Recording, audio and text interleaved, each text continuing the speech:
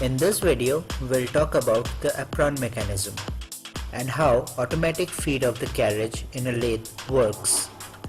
The apron mechanism is a mechanism in the carriage which is behind how the feed and cross feed of the tool occurs.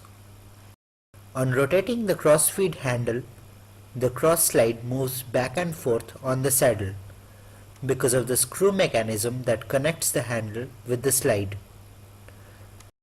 Similarly, there is a handle for feed motion too. There is a gear behind the handle which mates with a rack on the bed.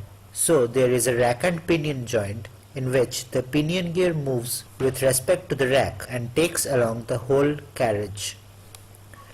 Both of these handles may be connected to power to operate automatically. The power comes from the motor as rotation of the feed rod. The feed rod has a keyway throughout its length. A worm is mounted over it which slides along with the carriage and transmits the rotation to the worm gear. This lever is used to move the intermediate gear so as to either provide the power feed or power cross feed or neither of them. In this position of the lever, power is transmitted from the feed rod to the worm, gear and finally to the gear attached to the feeding handle. Thus, the rack and pinion is actuated and the carriage moves with respect to the rack.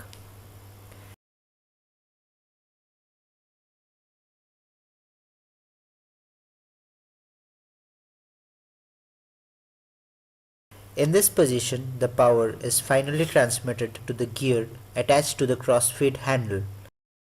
So the handle rotates and the cross slide is cross-fed automatically.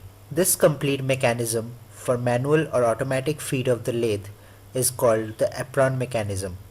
For more videos like this one, please subscribe to our channel and comment below. Thanks for watching.